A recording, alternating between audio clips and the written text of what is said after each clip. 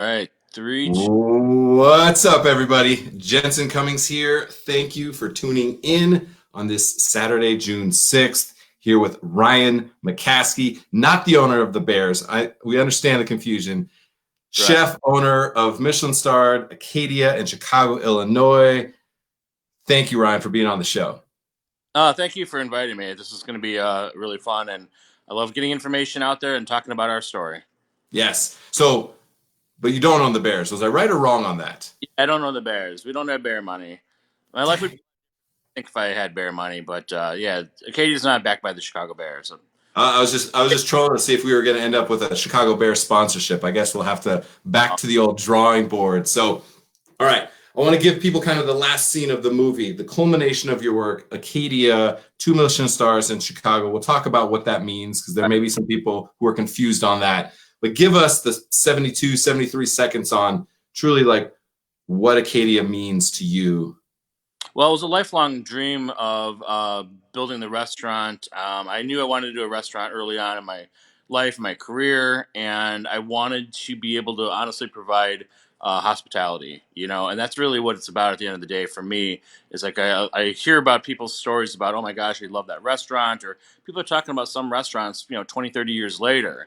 And I always thought that was pretty cool to be a part of that memory, part of that folklore of the Chicago restaurant scene, and to make an impression or an imprint on people's lives in a small way, whether they're celebrating an anniversary or birthday or whatever. So that was really the goal. Is I want to build a restaurant that will hopefully be memorable for somebody. And Acadia, you feel like is that for you? It was the culmination of all of that journey for you. Was Right. Acadia. Yeah. It was a culmination of my career. I mean, 27 years of being in this career, and 17 restaurants later that I've worked at. It's just, that's what it is. It's just a melting pot of everything I've seen or eaten or cooked or made mistakes or whatever. Like it's all in there, and it's an imperfect organic thing. And that's what I love about the restaurant industry and about restaurants is that we're still learning, we're still evolving, we're still growing, and every year is different. Yeah. So now let's take us back through that journey. Sure. And you mentioned early on that you knew born in Saigon, raised in the burbs of Chicago. Kind of talk about early on and then get us to the point where you really caught that bug from the Right. hospitality industry. For one, being able to escape Vietnam during that time when it was falling, and just getting here, I'm super super lucky, and felt that and feel that I have an opportunity to do something. It's one of those things, I don't ever want to squander that opportunity because there's a million people that would love to come to America and have a chance, right? And that's kind of a lot of the dream out there, and I got that chance. So my perspective was that I just want to crush it, whatever I do, whether it's cooking, whether it's life, whether it's sports. I was in sports for a while. I just want to be the best I can be, and try not to like give any service to my opportunity. Yeah, two things. One, did you know that early on, like gratitude was a big part of your life because you were just grateful for the opportunity to be here and you were gonna like not squander it? And then second, let's take us into you were on a path to kind of be an athlete. That was like really one of the first paths. So I'm interested in that. But first, like, did you recognize early on that you were in a very lucky position to Right. be in this country? I think I maybe reflecting on that stuff, maybe early high school, Okay. things like that, as I'm kind of discovering myself and coming into who I was going to be as a person and as an adult. And yes, of course, when I was younger, I liked sports. I did gymnastics, I did football. I've done like, ran track. I've done a lot of stuff. I played tennis on the side and basketball, but I also started growing. And I was like, man, no one's like gonna have on their team 5'7" like short Asian dude. Would joke all the time, like, man, when I see you run those bases in baseball, it looks like a little Scotch Terrier. You know, legs trucking along, but I was actually really good. I just stopped growing, so I had to think. I need another career. I needed to find something else that not only did I love doing, but that I just had some natural, not really ability or talent, I would say, but more instinct. As a natural. Yeah, and hustle, it sounds like. So a couple things. You're competitive, clearly, because sports and athletics was big on you. I'm interested in that as we kind of navigate your story. You also like are used to getting somebody saying you can't do this, and I bet that fuels you significantly. And then Oh, team dynamics. So these are the things that like pique my interest when I hear you talking about those things. So then move us forward now.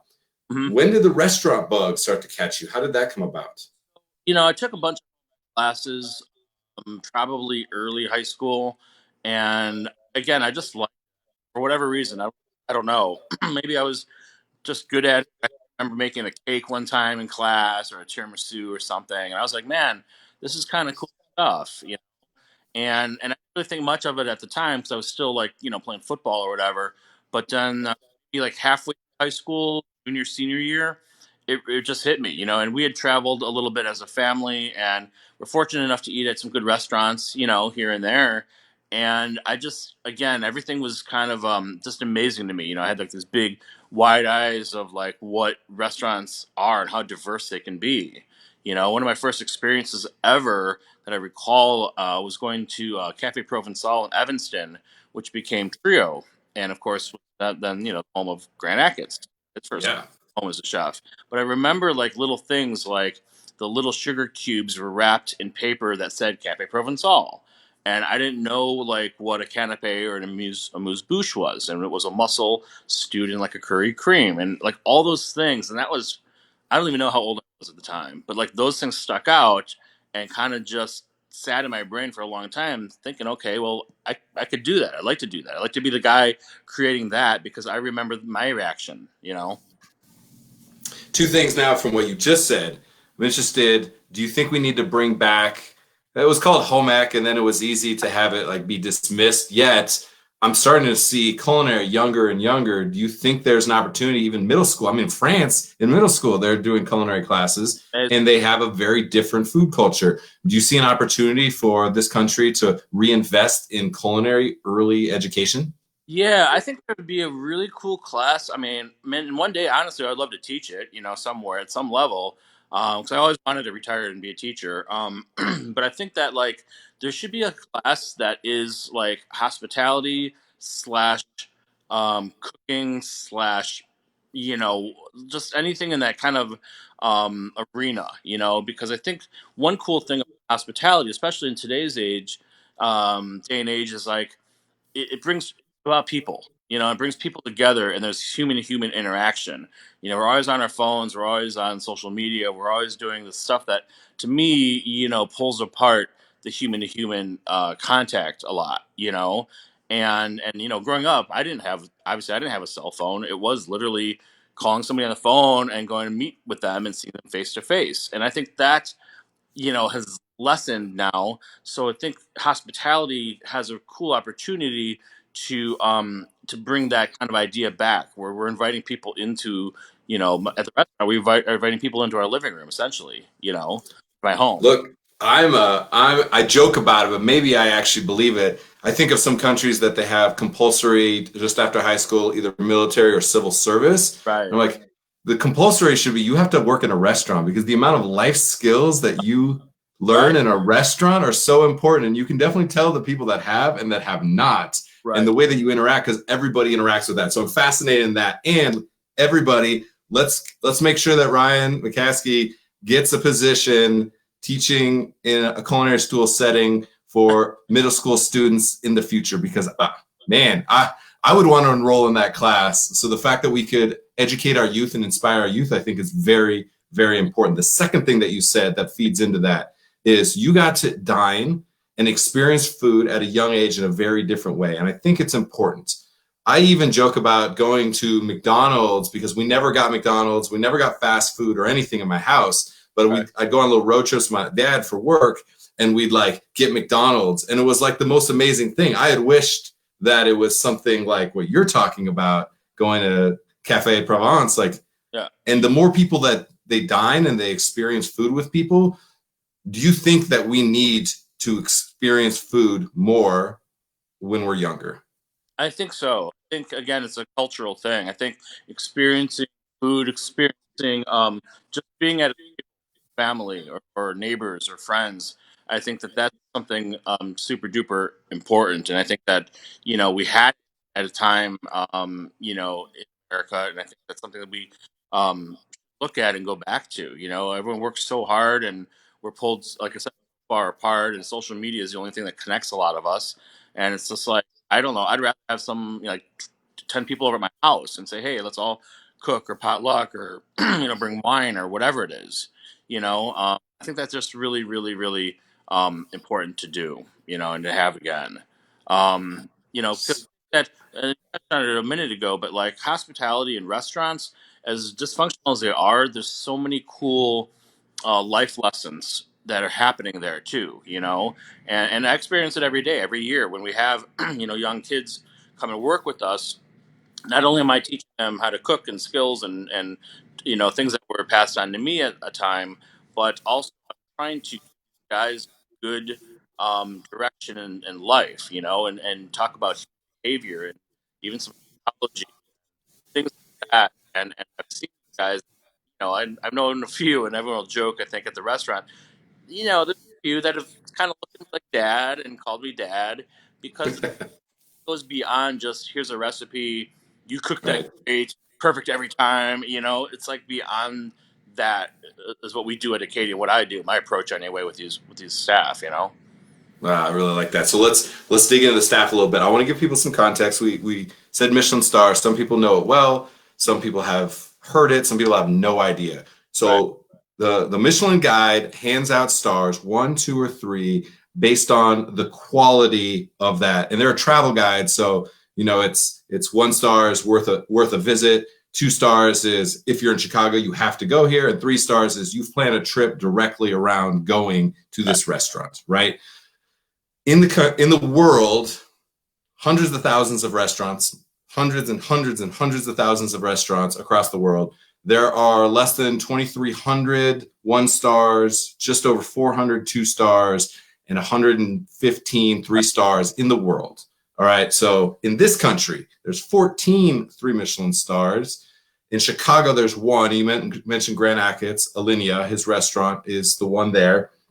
And then there are 22 restaurants in Chicago that have total stars between 1, 2, and 3. Mm. Right? You have 2 stars, so it sets you up as being as of the highest quality in your Sure. city, in the country. Right? So I want people to understand that a little bit.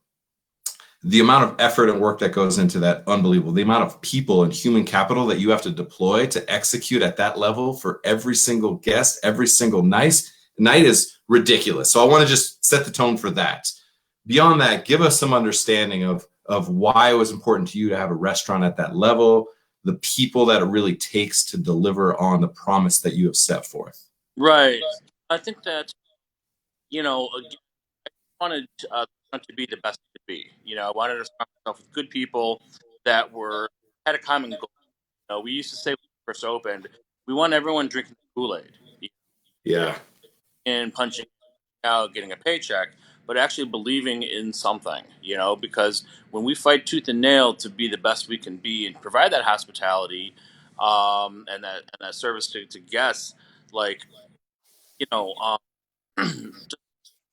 that the reward coming back, regardless of star accolades, is kind of amazing, you know, and we really preach kind of the culture we set. We have a lot of people that come back after quitting or whatever, or coming back 2, 3 times. They always want to come back and work at Acadia because they always thought the culture was a culture of fairness. We talked a lot about that when we first opened. We wanted to create a culture of giving a shit, basically. Yeah.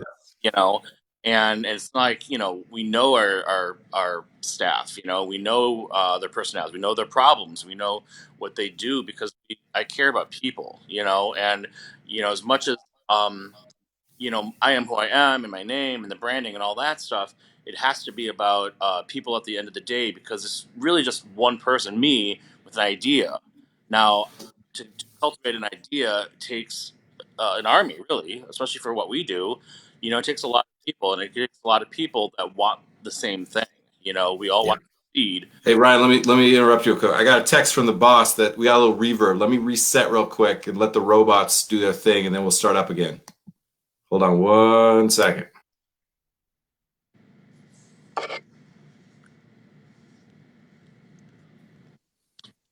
It's yet another reset that we need. You know, we've been talking about the social media. Well, everybody's on social media right now, and it struggles the bandwidth. So, Okay, talking about that, for you, it takes you having an idea, kind of being the visionary, yet it takes a village, absolutely at every level. So, give us an right. idea. Who are these people, and how do they find themselves to you, and why are they so important to kind of the fabric that is Acadia? Well, we try really hard to hire a certain way. We look for something in people, and it doesn't always come down to, oh my God, that guy's worked at this Michelin restaurant or that level Yeah. or what. I'm trying to hire based on character. I'm trying to hire based on surrounding ourselves with really good people that care about what they do, that have a level of pride and integrity. And that's kind of one of the first and foremost things I hired or base my hiring on. And so people come from all over. I think word gets out for the most part that, we are a culture of fairness and we want more. I hear that all the time that like we want to come work there because you aren't ever satisfied. We change, Mm. 6, 7 times a year. And that just shows there that we are always curious, we're always pushing, we're always evolving. And I think people want to be a part of that because, who wants to do the same menu for 4 years?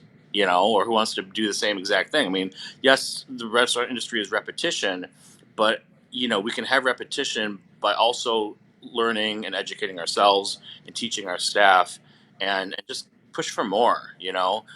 So the people that come on board are super diverse, and they're all coming from different backgrounds, but they all kind of have that, at least that curiosity to be a part of it and to push for something.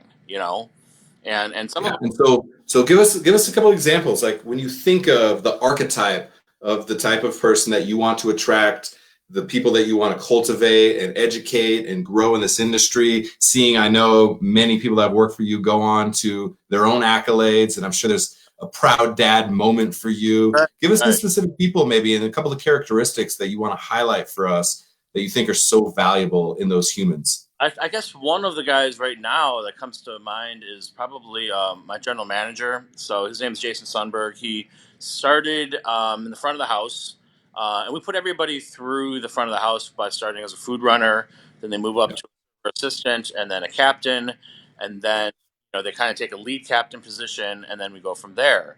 Well, he started as a food runner and moved his way up, and I remember him. And I think he gosh, he's been with us for like 4 years now, maybe 5 years, and he was that guy I picked on. He kind of an awkward, clumsy guy. He fell down a lot. He'll laugh about. He'd always fall down. Dude, what are you doing? How do you fall down walking? So I was like, here, you have to walk, keep your body tight, keep your feet tight. I mean, I really trained and pushed this and he stuck with it. And I think like he's a perfect example. If you have a good attitude and are open to it and see a bigger picture, you can succeed, and you can push to be whatever you want to be. And he stuck with it, and he knows I was hard on him, and I yelled at him a bunch, and he had a certain look, and hey, you got to change your look for what we're doing, and Mm. the uniform. I mean, you name it. But he persevered, just like I've persevered at times in my life. He persevered, and now all of a sudden, like a year ago, we made him the general manager. And that's got to feel good. I hope on his, from coming from him because like he was that awkward food runner that I yelled at and fell down all the time. That's great. I want him to throw a comment in on this when he watches this, and then let us know a story about. Well, I remember a time that Chef X, Right, Y, and Z, because I'm sure he's got some dirt on you too. I think it's great, and the banter, the relationships, I think are important. You mentioned coastal Maine, and yeah, I actually knew about you and about Acadia. Yet it wasn't until we started kind of doing background on having you on the show. It's like right. I didn't realize that coastal Maine was such a mainstay of kind of the focus of the culinary side of what you're delivering. So talk about why and then how you're actually kind of bringing the coastal Maine vibe, scene, food, Right. ingredients, stories to Acadia. Well, Maine was always kind of like a second home. We started going there as a family, taking trips. I don't know, it's maybe in Gotcha. fifth grade or fourth grade or something like that, pretty early on. And not only did we our family just love it out there, and it's beautiful, and it's on the coast, and it's on the ocean, and that stuff. Um, but so much of my youth, in the summers were growing up there, So you think about all the time, like when you were maybe in your early teens to teens, what were those milestones that made you kind of who you are? Yeah. Here for the first time, driving a car for the first time, running around with local kids. I mean, all that stuff, like a lot of first, I think I was experiencing with life, happened while I was out there. So I always had like this very romanticized idea of what Maine is and was to me as a kid. I was amazed to see, just that area was, to me, it was very much like a little bit of a bohemian lifestyle. There was a lot of art, there was a lot of people were drinking wine, listening to jazz, eating local, and when you're a kid and not seeing that, in the suburbs of Chicago, that was a whole different thing. I felt like I was in Europe or something, and Yeah. I could step into that world for the summer and then pop back to my normal life, the rest of the time out in the burbs of Chicago. But so anyway, I've always held on to that. Like, hey, maybe one day when I'm older, or want to retire there or buy a house or whatever it is, like that kind of stuck in the back of my mind. Like, I think that's something for me to explore. I think that's one of my Zen places. I always said my two Zen places where I'm happiest are in Maine and at a Grateful Dead show. Right. And a Grateful Dead show in Maine just blows your mind. I'm sure that is the utopia that you've always imagined. So, uh, paint a little bit of a picture, because when you say coastal Maine and the cuisine of coastal Maine, the ingredients of coastal Maine, I think lobster, and then I go blank, right? Like, so paint us a little bit of a picture. Well, where we're at, Deer Isle, Maine, which is about 3 hours north of Portland, on the coast.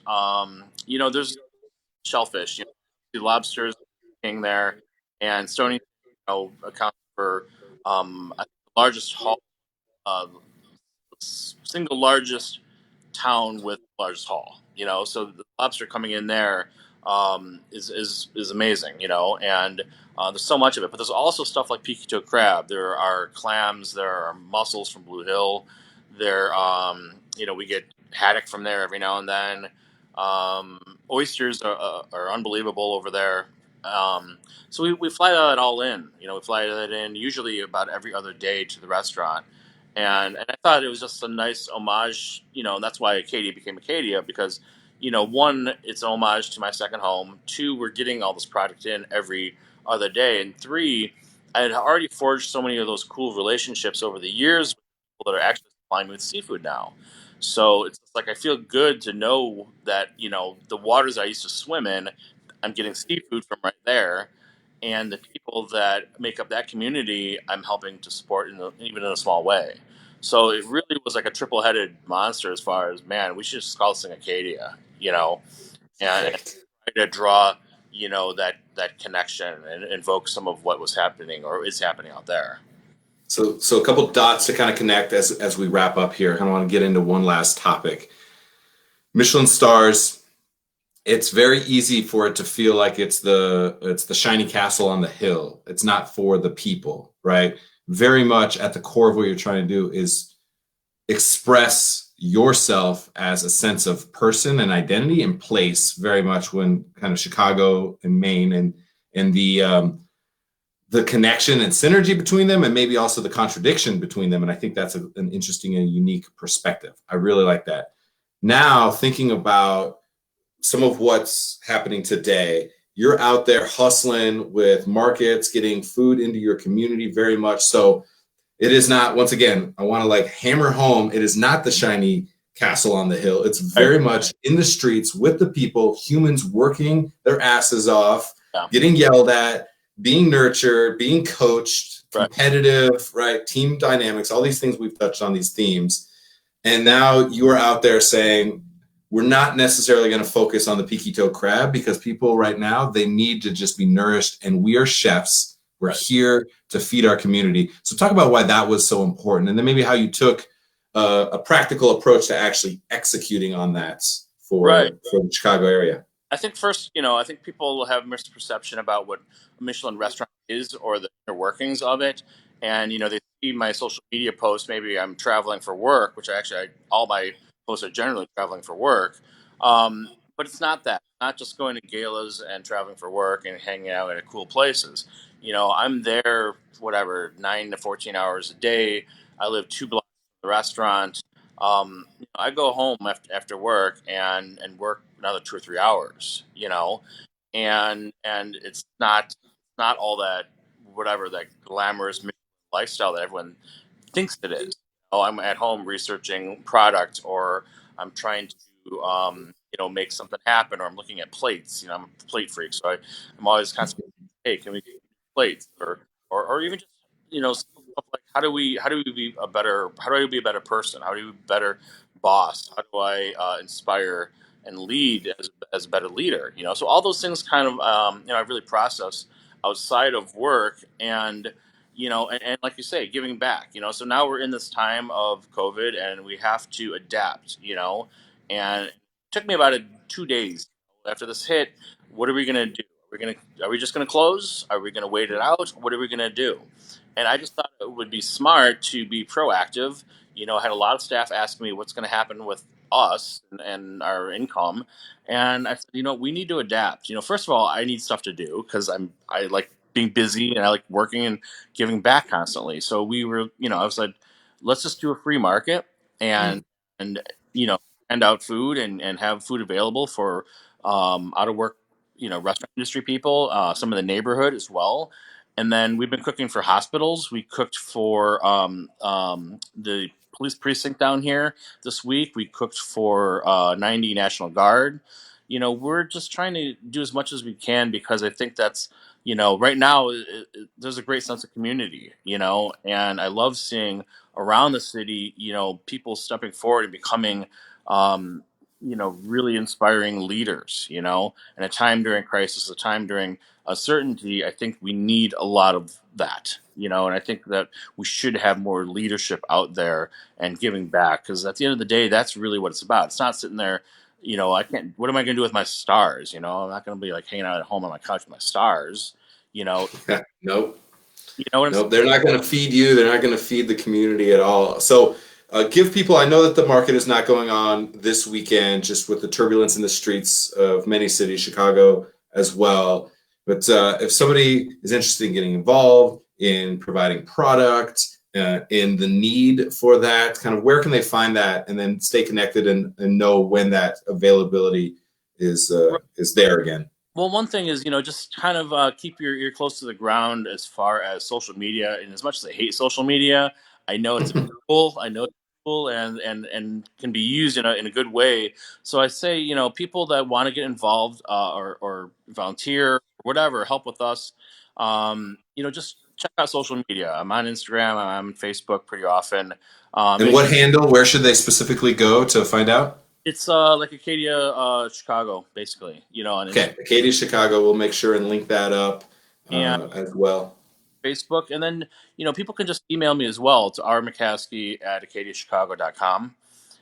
And then also on the website, acadiachicago.com, there's usually a lot of very, live updates and information as far as what we're doing and kind of like even almost like a newsletter weekly of what's going on. Because it changes. We just want to keep riding this wave and change with the times and be able to, persevere. I mean, it's amazing that we're like 10 weeks into this now. And staff are working and they're employed and they're making money, and the neighborhood has been unbelievable. We're doing these cakes, we're doing these custom cakes now, and I think we've done our 270th cake in a month. you Who is making those cakes? I have this amazing team. We don't even have we're not set up as a bakery, but Yeah. basically, one of my savory cooks who's been interested in pastry, he and I kind of came together. We sussed out some recipes, and it's a pretty well-oiled machine now. He makes the cakes with our pastry assistant. They make the buttercream and things like that. Then they pass it to me, and I pretty much personally decorate every cake. So if you get a cake, that's me doing it sometime in my day, and I touch pretty much all of them with some kind of decoration or whatever. But it's I we'll do whatever. We were selling T-shirts right now. I've never thought about designing T-shirts and getting into retail. We're doing cocktail kits that are unbelievable from Michael Simon. Those are flying out the door. So it's just like this all-encompassing thing, because if we can keep thinking of ways to keep giving back, keep this whole machine running, helping the neighborhood. I can't believe how many cocktail kits we sell to the neighborhood.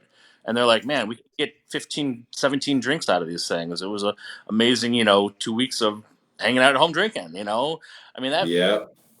whatever it takes now, and if we can, help out in any way, we'll do it. I'm Ryan, I'm so excited. The cakes. This to me is an amazing, amazing thing because look, a lot of savory chefs Right, we look down upon are like, all right, I guess we'll do some desserts, right? And like, wow, we're not a baker. I don't like to measure stuff. All these different dynamics that are at play. And it's also so expressive. Like you are personally touching them with your creativity and with that customization. And I know that feeling that you're getting of making a cake for one human, one family will transcend the rest of your businesses. I think it's one of the most compelling things that I've heard. And we've talked about a lot of good shit here. right. Leadership, hospitality, these are things that are the bedrock of the industry. They're also things that we can just use as like props. We say them, but they don't actually mean anything. And it's clear that it means a lot to you. And the other thing that I'm really taking away with this is get them when they're young, people. Let's inspire people. Right. Whatever it is, gather around a table and experience other people's culture, their cuisine, their stories. Because in this moment, I don't know any way that I could hate a person that I've sat at a table with and experience them through food and drink and hospitality. There's just no way that it could happen. And I think the more that we seek out those opportunities, the better off we are. Ryan McCaskey, any parting words for us? Because I'm super inspired. Oh One man, more nugget you can give us, and then we'll let you go into your day. I really like, and to piggyback off what you just said, I think we need to um, continue to be, um, you know, thirst for knowledge, thirst to be better, to be better people, to be better culture, to be better in your community. Like we need more of that. We need to stay curious. We need to explore. We need to question. We need to not take things for granted. We need to not be content with status quo. So if you can make a difference, if you have ideas, I know obviously a lot of new ideas have to happen. Has to be a lot of change right now, which I think is a good thing. And change and progress is what will keep this country and great going. And not just take things for granted, whether it's the news and media, um, people in leadership, politics. We need to question it, and we need better policy for everybody, for humanity, for us. And I think as long as we stay pushing and curious and thirst for knowledge, and how do we be better, if we're reflective and think about those things, then I think that's the base of where we can actually start to make change, because that's the only way, honestly, we're gonna get through a lot of shit and be better. I love it. At the onset, I asked if you were grateful for being able to come from Vietnam to this country, and you reflected on a certain time. It's very clear that you are not only grateful and not taking things for granted, but pushing yourself Right. for the opportunity to have the leadership in this moment that we really need. So I am grateful that we got to have this conversation. It means a lot to me personally, and I think us being able to share just this little half an hour conversation will have an impact on people, and I think that's what we're here to do. So I appreciate you being on the show. Thank you so much. Thanks for inviting me. Thanks, man. All right, have a great day. See if I can get you off of here. Here we go. All right. Oh man, so good.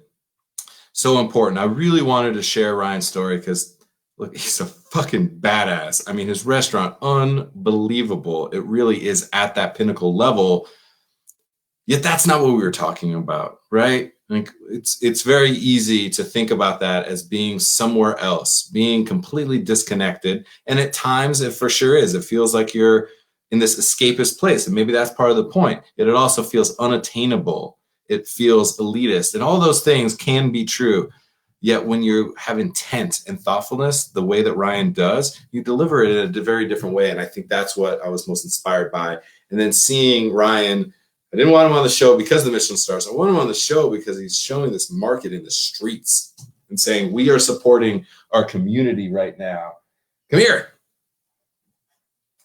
I always said my favorite part of the show is when something crazy goes on. The boys wanted to be on. So, all right, tomorrow's shows, Best Served High, Hospitality Industry, Good Health, right? We got 2 shows, John Hinman from Hinman's Bakery and Chow, Culinary Hospitality Outreach and Wellness will talk to us, as well as their grandma, Mariko Gifford from Moringa for Life, is going to talk about Moringa, which you probably don't know about the miracle tree, but definitely is something that has helped me find balance in the world of being a chef and post-restaurant chef. So appreciate you all. All right, everybody, be good. Apparently, I have to go outside and ride bikes right now. Cheers.